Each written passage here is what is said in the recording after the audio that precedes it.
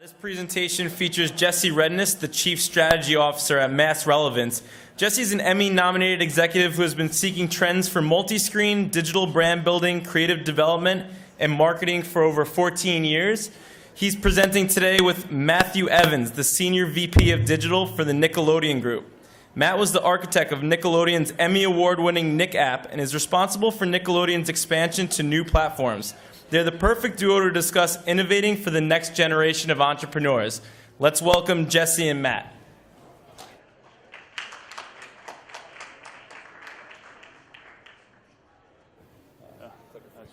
Thank you. All right. Eeny, meeny, miny. How about you sit over there and I'll sit down? We'll just put it for a All right.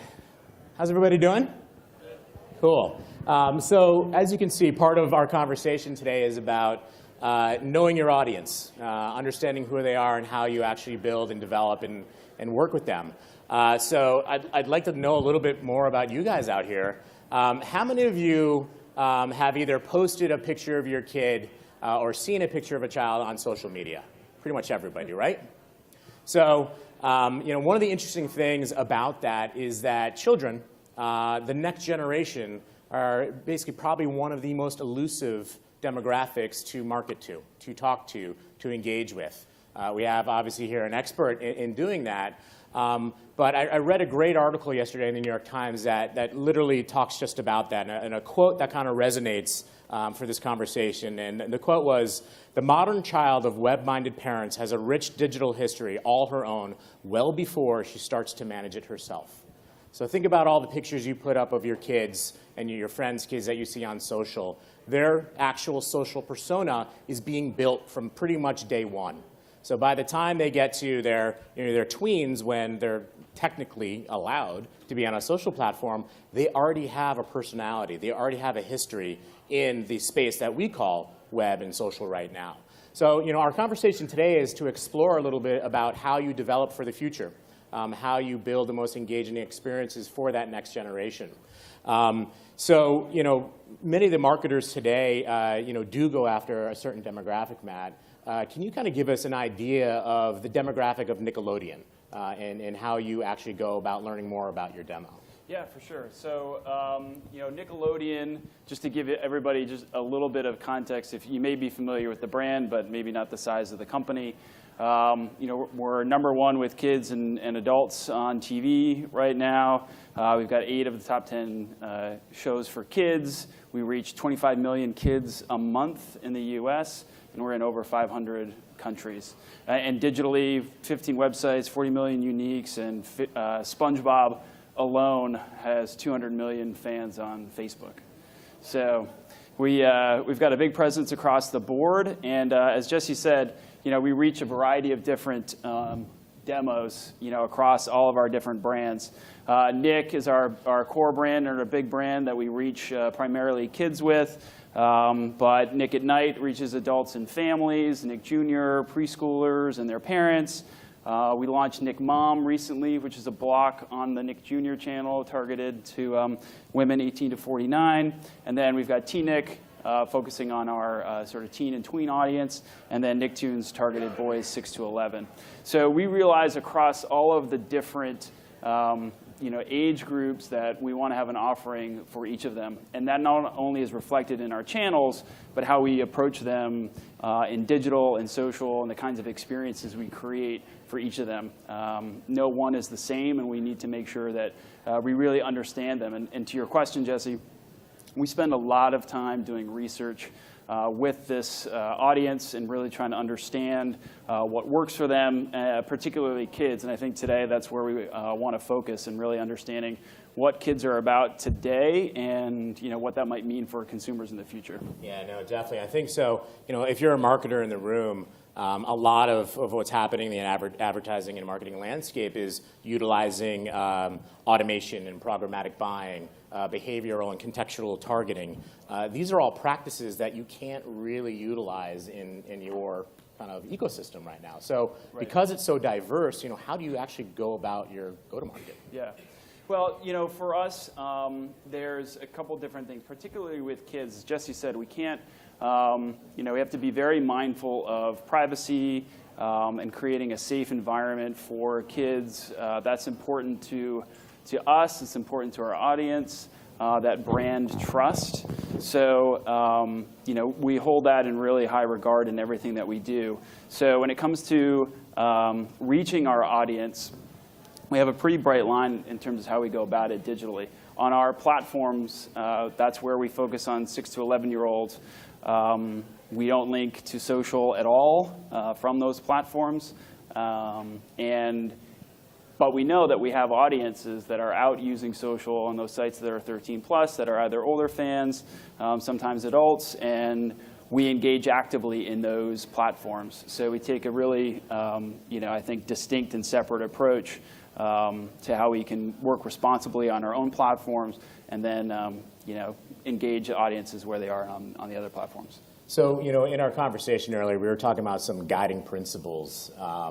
I think we have a couple of them on the next slide. Yep. These, when you read through them, have some typical guiding principles that I think everybody thinks about and talks about now. And the active participation, the create, manipulate, and react to. As we get into a little bit more of the examples, and I want to kind of get into that now, would love to hear your commentary, showcasing how that is such a huge part of what you're doing with your target audience. Yeah. We definitely, let's get into some of the examples pretty quickly, but there's a few things I want to highlight here. And one thing I wanted to mention to everybody, we're certainly talking about kids, but I wanted to come here and try to give you guys some insights into the audience now that might help you as you think about the audience and your consumers of the future. One thing that really strikes me is the iPhone was launched 7 years ago. So 7-year-olds now, literally don't know a world that isn't about mobility and constant connectivity. And that is why, we talk about this being really a group of mobile natives. So from this sort of age group on, they're going to view this world in a completely different way. We can all remember a time beforehand and try to put ourselves into what it is now. We're all surrounded by it ourselves.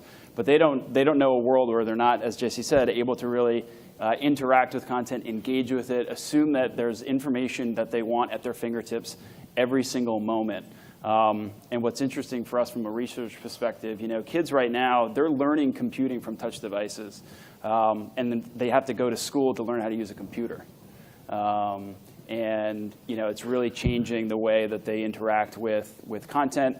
And when we talk about control and sort of being able to have access to content all the time, one of the big things I think you have to keep in mind is that they expect to be able to get what they've learned to be able to get whatever they want at the touch of a button. And if your offerings aren't allowing consumers of the future to get exactly what they want as quickly as they want, they're going to move on and go someplace else because they've just been treated in this world of being able to have absolutely everything that they want. Yeah.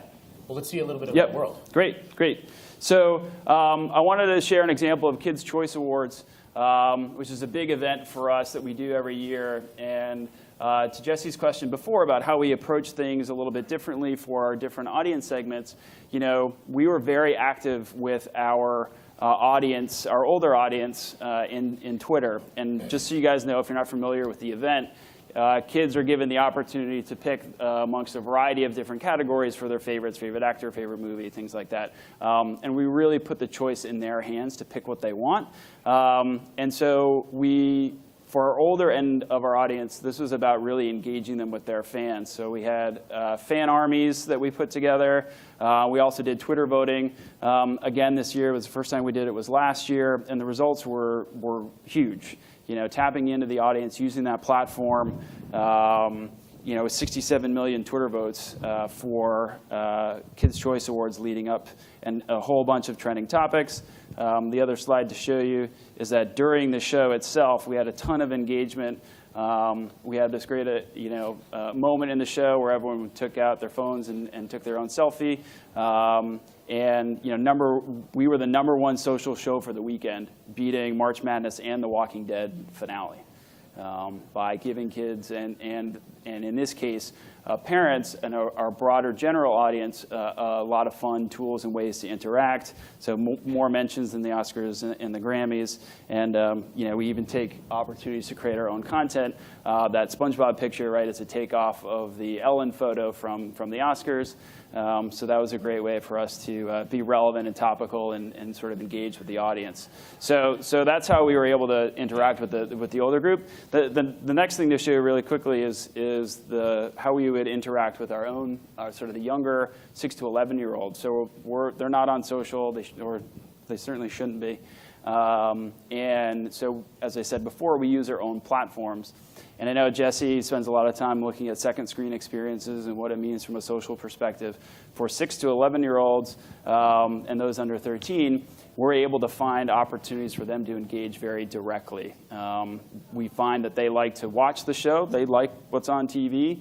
But they also love to participate, as we said a second ago, and be involved. So in the show itself, we had a moment where kids could decide between Cody Simpson and Austin Mahone, or both, which of them was going to get slimed. So in the show, call to action, go vote. Kids literally run to every device, and we make this opportunity available to them on desktop and our app and mobile devices. Go to vote, and they run back to the TV to see what happens in the next 20 minutes when the break comes back. So we have found this to be most effective for this audience. Very clear call to action, participate and come back. Trying to do, at this age, they're not really multitasking in the same way. So this is one of the differences between the older group interacting on social than the younger group might be. Yeah, I think that's really powerful, because one of the things that I think a lot of marketers and storytellers forget is that your own core platform is the best social platform you have in order to drive interaction and participation. You see it across, I saw it when I was at NBC with USA, and you see it at CBS. A large majority of interaction, social interaction, is actually happening on the core platform itself. So you are, in essence, creating a native social community on the Nickelodeon site itself. Yep. And while they're not able to be on a Facebook or a Twitter or an Instagram quite yet, they are getting accustomed to that interaction and actually interacting with all the content on your core platform. Yeah, that's exactly right. And I think it's a good point. I think a lot of people forget that there's ways to make your own content work for you and your own platforms work for you as well. And what's so important about that, too, is that it drives primary data, which when you think about how we're so reliant today on third-party data, there's a massive movement now in big data. It's not really just about big data. It's about the small data, your in-house data, your primary data, and really knowing who your audience is based on their engagement across your own platform. Yeah. Well, I think it also gives us a chance too, and I would presume others, the opportunity to begin to expose the audience to other things that you have. Right? You have much more opportunity to create a branded experience on your own platforms and expose them to other things that you're able to offer when you're able to bring them in and engage on your own platforms. Yeah. So how do you actually build something for children?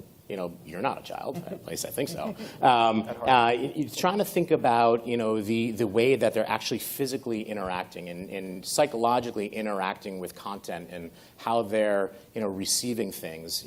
Can you give me a great example of what you've done to showcase building for that generation specifically? Yeah. Well, I think the best example is the Nick app that we created. Emmy Award-winning. Correct. There we go. Right, the Emmy Award-winning Nick old. app. I know. But and it was great to win that award. We won it for outstanding achievement in user experience and visual design. But the number up on the screen is the thing that really excites me, is the fact that we've got over 8.5 million installs of the app across all our different platforms. We launched on iOS, and now we're available on Xbox and Android. But we also have 6 million visits a month across all of our platforms, including the website.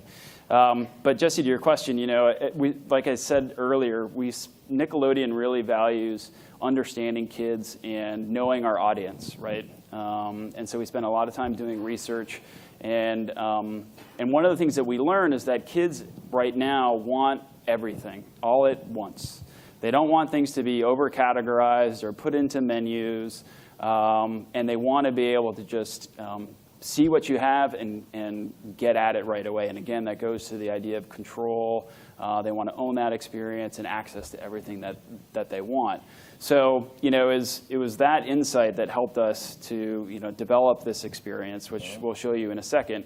The other thing I just want to touch on is something that Linda Boff said earlier, which is like really knowing who you are. And this experience, we couldn't have done it if we didn't sort of go back and say, okay, who is Nickelodeon? And we're about creating surprising and playful experiences everywhere we go, and then using that as the lens to then create all of the content, all of the experiences that we want, and do it in a way that really, creates this open and seamless experience for our audience. So you want to take a quick look at the app? All right, this is a quick tape that will give you a sense for what the app's all about. Welcome to the Nick app. You're obviously here to check out all the awesome stuff this baby's got going on. Oh no, wait, don't touch. Moving on. This is a ginormous grid of everything Nick, with your brand new videos. And when you see something you can't get enough of, drag it into your favorites. That way, you can catch it again anytime you want. You can also see stars, like you've never seen them before. They're coming up with all kinds of wild, weird, make you laugh till you snort stuff, just for you. Oh, come on! Whoa, whoa! Hey, yo, get out of here. Pretty cool, right? Check this out. You see this Nick hanging out over here? This is where you can catch up with all your favorite characters. Just tap the star and you'll start following them. And you'll see even more of the stuff you like best. Back here, you also have your full episodes. Really cool games.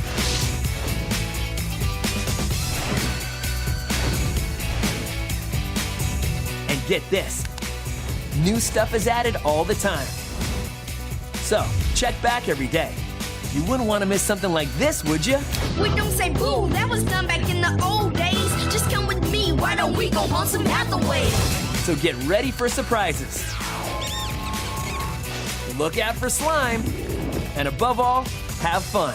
All right! Well, what are you waiting for? Get out of here and get apping already. All right, all right. So, a few things that you saw in there, right? Games. That's what kids want to interact with, and I think for all of us out here, that's only going to continue to be more and more of a trend as the audiences get older. The idea that video is video. We've got short-form content that we're creating related to our IP. We've talked a lot about the sort of the unified screen approach and really thinking about how to program content, create content across all these platforms and not think of them as one platform versus another. And that, for sure, is the case with kids. Video is video. Yeah, another point which is great about that video too is that you saw the call to action, which was touch here. And I think as we're thinking about this next generation of people that are engaging, for years we've heard the here's your URL, passive message, go to it, click here. Click is a very technical call in which you're on a computer using a mouse to basically do a call to action. Billboards out of home. This next generation, I see it, and I've got 3 little kids, my 4-year-old and my 2-year-old, magazines, they are touching the magazine to try to actually make the magazine be reactive. So, as we think about that next generation, touch, the human touch, is going to be the most important engagement metric that this whole generation is going to be looking at. Yep. So it's not so much of a passive eyeball or being in a room. It really is, this whole generation is being trained right now to physically touch and reach out and engage with something, which is a complete, it's a mind fuck when you're a marketer, right? Nice, the F-bomb. The F-bomb, yeah. Gary would be proud.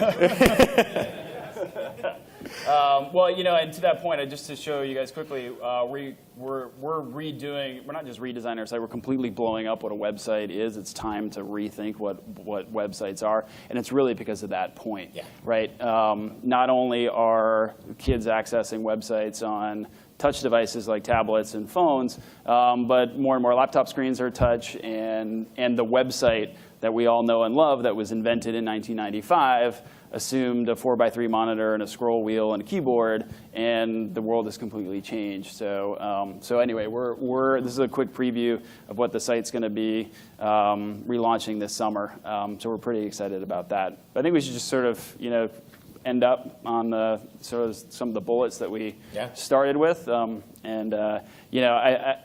one last point that we didn't get a chance to really touch on here is that point about the devices. Kids who are growing up with devices that they're surrounded with, don't really think about, well, this one does this or that one does that. It's like whichever one is available that's going to get me what I want as fast as possible. Yeah, access. Right. Immediate access. Right. So we wanted to open up for a couple questions. I know that we've had a bit of a unique point of view in creating content, engaging with content marketing. Anybody have any questions for Matt? You've got industry expert right here, Nickelodeon. Anyone?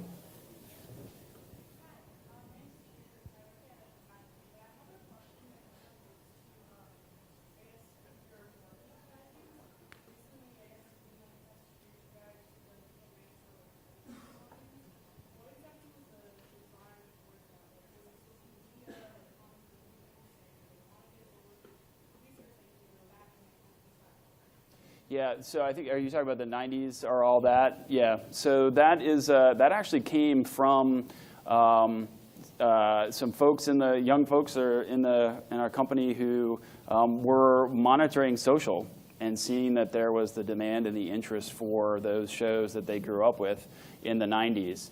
And knowing that the demand was there, we decided to create The Block, which is on TNIC at night, where we brought back all of those old shows. But we didn't just bring them back. Given that it came from that audience that is actively engaged in social, we wrap social around that experience all the time with a variety of different stunts that we do. And it's worked out really well for us. But it really came from listening to the audience that was out there and giving them what they were asking for. Any other questions? So I've kind of always wondered, had a theory. It has to do with product placement. Mm-hmm. So on all the Nick shows, the teen Nick shows especially, you have the pair products. Mm-hmm. Even though it's not Apple, it's obviously supposed to be representation of Apple. Is Apple paying for any sort of product placement with those, or that's just something you're doing for fun? Something we're doing for fun. Absolutely not. We don't do any product placement in any of our kids' shows. The creator of that show, Dan Schneider, is a really creative guy, and he's likes to sort of do a wink and a nod to things that are current and relevant to the audience. In fact, he was the one behind iCarly, if anybody knows that show, which is a big hit for us. That was about 4 kids who had a website and a web show, and at the time, that was the thing that kids were doing, and it was completely relevant to them. So he's always trying to understand what kids are up to, and sort of the pair products are a fun way to kind of have fun with that. Thank you. But, All right. Well, thank you very much, everybody. oh, All right, there's another question?